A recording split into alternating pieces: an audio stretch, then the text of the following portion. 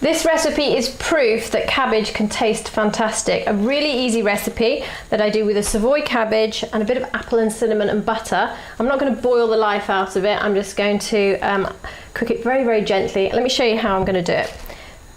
When you've got your cabbage, you can see at the end here where it's attached to the plant, the stalky bit. I'm going to cut that off. Now I'm left-handed, so let me just twirl it around. So literally just going to cut off the stalk there. Okay. These outer leaves, a lot of people discard them, but there's absolutely nothing wrong with them. And this wonderful dark green just shows all the nutrients that are in it. The only thing I would say, if you peel off these larger outer leaves, I'm going to stop there. This part in the middle can be a little bit tough, so I just cut that out. So doing 2 at a time, I cut out a V here.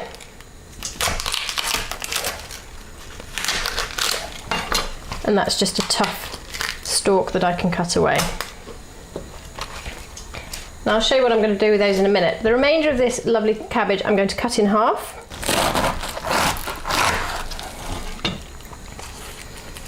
And inside again you can see that core that we discarded there. So I'm going to just cut out a V.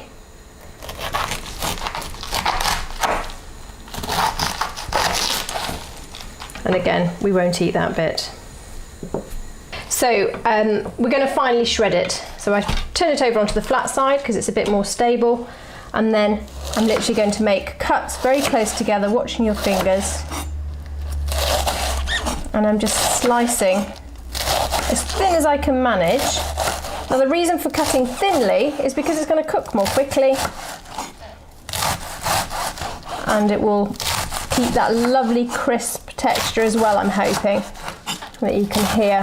I don't like the idea of soggy cabbage.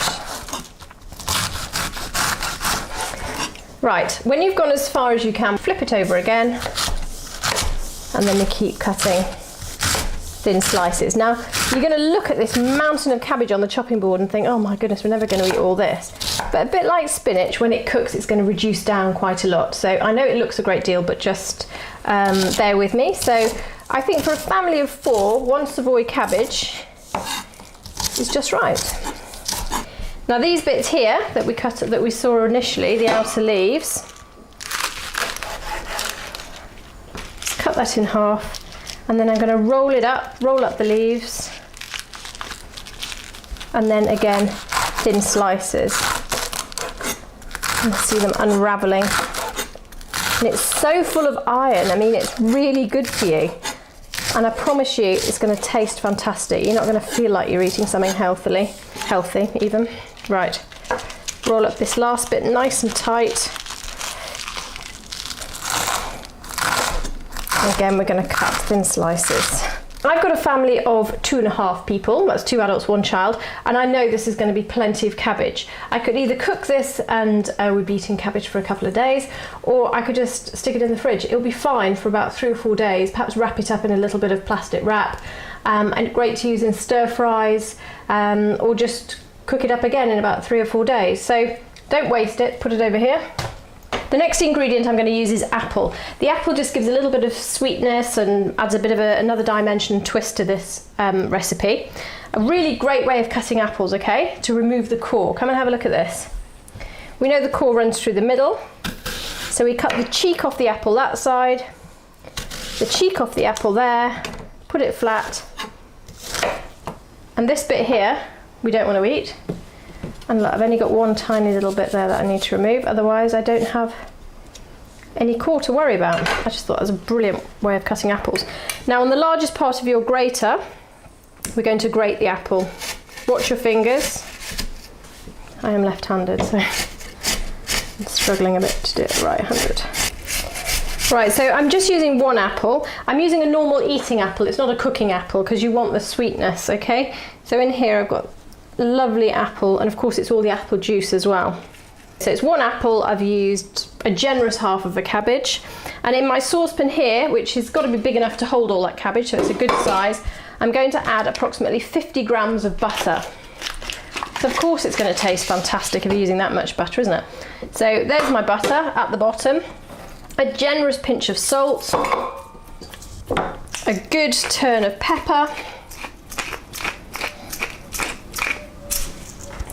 And I usually have powdered cinnamon, and this is an optional as well. Obviously cinnamon and apple works really well, and I've tried this with the cabbage and it's lovely. I don't have any powdered cinnamon, but I have a cinnamon stick, which smells lovely actually, but I just have to remember to take this out before serving because it's not edible. Okay, so I'll drop my apple in, my cabbage, and the final thing I'm going to add is a drop of boiling water. Now I say a drop, we're talking about, if you really want to measure things out, about 50 to 75 mils of boiling water, what I would call a good splash.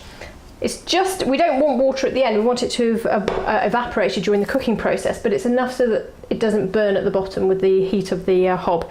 So I'm going to put this on the hob and add my boiling water. Now, there's a bit of a party going on my hob today. As you can see, I've got lots of things bubbling away. Put the heat on here, and I'm going to add, as I say, it's approximately 75 mils.